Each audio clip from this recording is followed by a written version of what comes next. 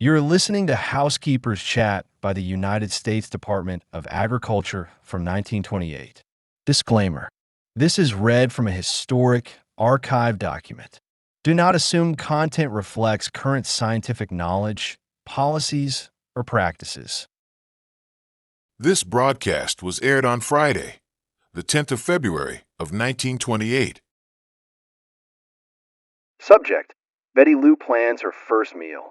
Approved by Bureau of Home Economics, United States Department of Agriculture. A bulletin is available for those interested in meal planning. A guide to good meals for the junior homemaker. For our modern-day listeners, you can use the link below or click on the info card above.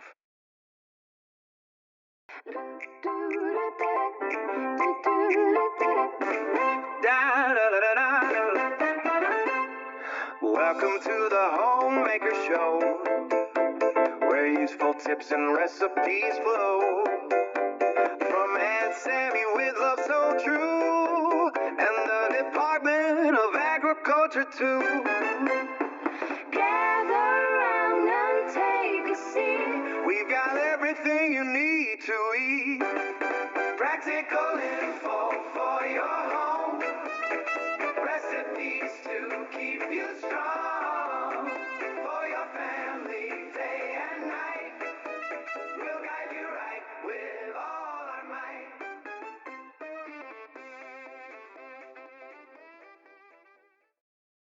It was on a chilly Saturday morning, a year ago, that Betty Lou asked me to come out and spend the day with her. Betty Lou's parents and her big brother were to be gone all day. As Betty Lou said, all day is such a long, long time on a chilly, bleak Saturday. Betty Lou, Said Betty Lou's mother before she left home. be a good girl and help Aunt Sammy get dinner. You'll find plenty of vegetables in the storeroom, and there's round steak in the icebox. As soon as her mother and father and big brother had left, Betty Lou turned to me. Aunt Sammy, Said Betty Lou. I don't want to help you get dinner. I want to get dinner all by myself. Mother thinks I am too young to get a meal all by myself, but I am sure I can if you'll help me decide what to cook, and if I don't have to fix too many things all at once. So it was decided that Betty Lou was to plan and cook dinner all by herself and surprise her mother and father. They think I am still a child, Confided Betty Lou. but I'll show them. As the first step, I suggested that Betty Lou get a pencil and paper and plan a well-balanced meal, one that could be easily prepared. What's a well-balanced meal, Aunt Sammy? A well-balanced meal, I explained, is a combination of the 5 main groups of foods in the right proportions. We want our well-balanced meal to be attractive and appetizing, But Aunt Sammy, said Betty Lou. I can't plan a well-balanced meal because I have never even heard of the 5 main groups of food. Betty Lou's expression was so woebegone that I hastened to assure her that she could learn the 5 main groups of food in no time at all if she'd write them down. This is the list that I gave Betty Lou so that she might understand the principles of meal planning. All ready for the 5 main groups of food. Group 1. Vegetables and fruits. Vegetables and fruits are rich in mineral matter, which we must have for bones and teeth, and to keep the body in good working order. Fruits and vegetables contain vitamins too, necessary for normal growth, and bulks material, which prevents constipation. Group 2 includes the efficient protein foods. Efficient protein foods are milk, eggs, cheese, meats, poultry, and fish. All these foods contain protein. We call it efficient protein because it is used to build new tissues and repair old tissues. Next, Group 3. Group 3 includes the cereal foods: rice, barley, wheat, and corn, breakfast foods, hominy, flour, meal, bread, crackers, macaroni, even toast and biscuits. The starch in these foods is used as fuel. It keeps the body warm and supplied with energy. Some of the cereals, corn, for instance, contain fat. Whole grain cereals supply roughage, minerals, and vitamins. Now we're ready for Group 4. Group 4 includes sweets, which are also used as fuel. In this group we place sugar, honey, molasses, syrups, jellies, rich preserves, candy, and so forth. We need to guard against eating too much sweet food, especially before meals, or our appetites will be so dulled that we won't eat our proper share of other foods. Some dried fruits, such as figs, raisins, prunes, and dates, might also be included in Group 4. They can often be used instead of other sweets, and they are valuable for the minerals they contain. The last group, number 5, includes the fats and fat foods such as butter, cream, lard suet, table oils, salt pork, bacon, chocolate, and nuts. All these foods are used as fuel. Fats are the most concentrated of all the foods. Some fats, especially butter and cream, are sources of vitamins. Others, like chocolate, contain minerals. The 5 main groups of foods then are: first, vegetables and fruits; second, efficient protein foods; third, cereal foods; fourth, sweets; and fifth, fats and fat foods. These 5 groups, combined in the right proportions, make what we call well-balanced meals. And what do we mean by the right proportions? As a general rule, Group 1, or vegetables and fruits, should furnish 1/5 of the fuel our bodies need. Efficient protein foods, 1/4; cereal foods, 1/4; sweets, only 1/10; and fats and fat foods, 1/5. People who do very heavy muscular work may need a larger proportion of the cereals, sweets, and fatty foods. In planning the day's meals, it is not necessary that every meal include every group of foods, but each group should be represented in the daily diet. Betty Lou faithfully copied all the meal planning information in her notebook, and then together we worked out this meal: brown stew, baked potatoes, buttered peas and carrots, chow chow, and baked apples stuffed with nuts and raisins. You can see that with this menu there is nothing to prepare at the last minute, and no 2 dishes have to be prepared at the same time. The brown stew, the recipe for which I'll give you in a few minutes, required long, slow cooking, so Betty Lou started the stew first. Then she scrubbed the potatoes, scraped and diced the carrots, and cored the apples. 6 o'clock is the dinner hour in Betty Lou's home. At 5 o'clock, since Betty Lou could not wait a minute longer, the potatoes and apples went into the oven together. I don't suppose any baked potatoes were ever prepared as carefully as were Betty Lou's. They were scrubbed till every speck and spot disappeared.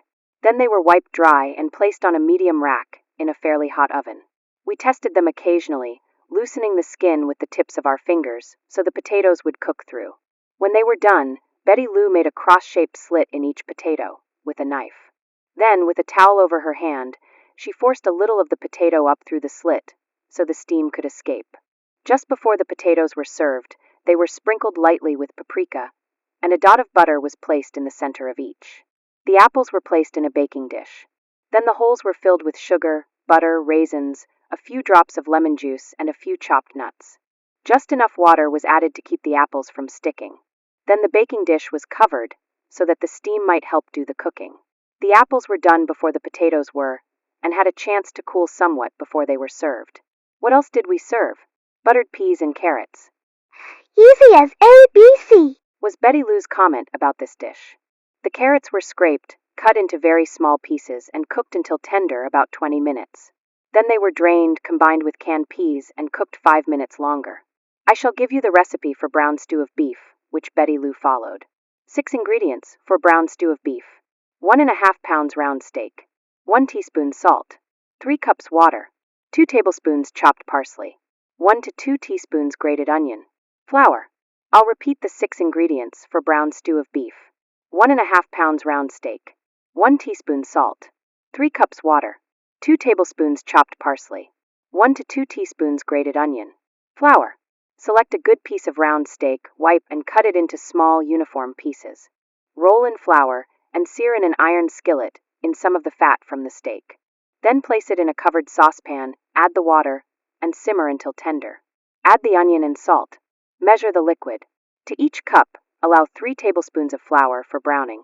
To brown the flour, put it into a clean, smooth skillet over medium heat and stir the flour constantly until it becomes well browned. Mix the browned flour with the broth, add the meat and parsley, and cook until the gravy has thickened. The flour can also be browned in the oven, stirring now and then so that it does not scorch. If one is especially fond of the browned flavor, a quantity of flour can be prepared and stored for use as needed. To repeat the menu: brown stew of beef, baked potatoes, buttered peas and carrots, chow chow, and baked apples stuffed with nuts and raisins. I must tell you what happened when Betty Lou's parents and Big Brother Bob came home, promptly at 6 o'clock. Dinner was on the table, steaming hot.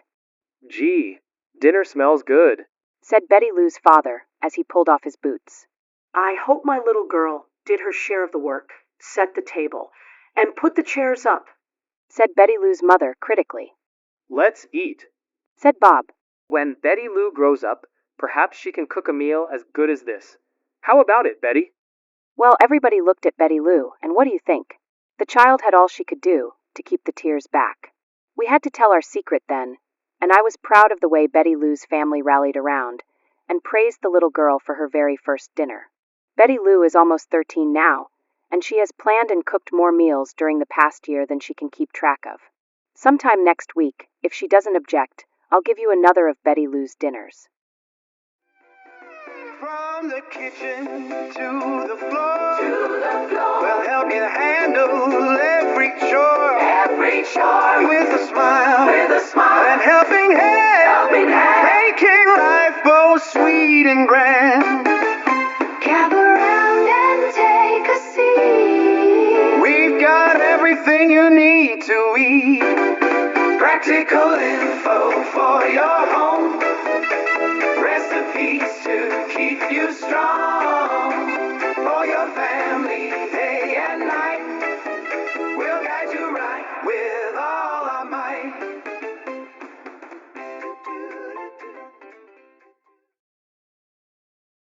This broadcast was researched and produced by BreakAway Empire LLC.